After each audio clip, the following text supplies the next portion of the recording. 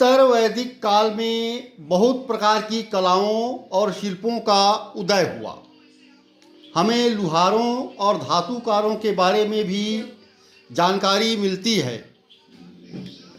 अवश्य ही वे लोग 1000 ईसा पूर्व के आसपास से कुछ न कुछ लोहे का काम करते रहे होंगे।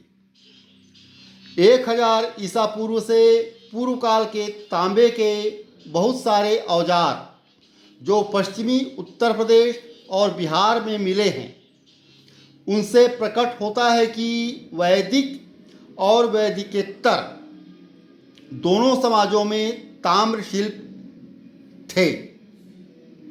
वैदिक काल के लोग संभवतः राजस्थान की खेतड़ी की तांबे की खानों का उपयोग करते थे। वे तांबा राजस्थान में खेतड़ी की तांबे की खानों से तांबा प्राप्त करते थे, ऐसा प्रकट होता है, प्रतीत होता है। तांबे की वस्तुएं चित्रित धूसर मृदभांड स्थलों में पाई गई। इन वस्तुओं का उपयोग मुख्यतः लड़ाई और शिकार तथा आभूषण के रूप में किया जाता था। प्राथमिक आवश्यकता भोजन, वस्त्र व आवास के अलावा मनुष्य की आवश्यकता होती है साज सज्जा, आभूषण। शायद मानवीय कमजोरी सदा से ही रही है। उत्तर वैदिक काल भी कला और शिल्प के क्षेत्र में दखल रखता रहा है। इस काल में लुहारों और धातुकारों के बारे में जानकारी मिली है।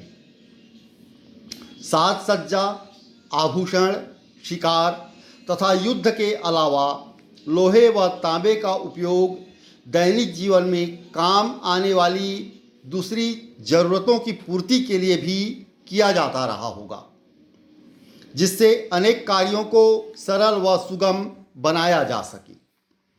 उदाहरणतः कृषि यंत्र, जंगलों की कटाई व युद्ध के अलावा आवागमन के साधन में भी विभिन्न धातुओं, विशेषकर लोहे व तांबे का उपयोग किया जाता रहा होगा।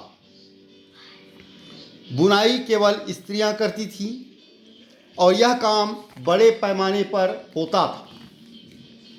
मनुष्य की प्राथमिक आवश्यकताओं में भोजन के बाद वस्त्र की मांग का सर्वोपरि स्थान होता है। बुनाई का काम बड़े पैमाने पर होना यह बताता है कि वस्त्रों की मांग भी बड़े पैमाने पर होती रही होगी। भले ही इसका क्रय विक्रय वस्तु विनिमय के माध्यम से हो या फिर उच्च स्तर पर व्यापारिक माध्यम से, जैसे वस्तु विनिमय के माध्यम से भी क्रय विक्रय के काम किए जाते रहे होंगे, या फिर धातु या किसी भी प्रकार की मुद्राओं को विनिमय क्रय विक्रय का माध्यम बनाया गया रहा होगा। केवल स्त्रियों द्वारा इस काम को किया जाना, एक तो इस काम को करने में ज़्यादा शारीरिक श्रम की जरूरत नहीं पड़ती, दूसरी इस समय स्त्रियों की दशा व सामाजिक हैसियत में कुछ गिरावट आना भी प्रतीत होता है। ऋग्वैदिक काल की तुलना में स्त्रियों की दशा में उत्तर वैदिक काल में गिरावट आ गई थी, ऐसा प्रतीत होता है। तो कला और शिल्प में भी वे लोग काफ़ी प्रगति किए थे, उन्नत था। धन्यवाद।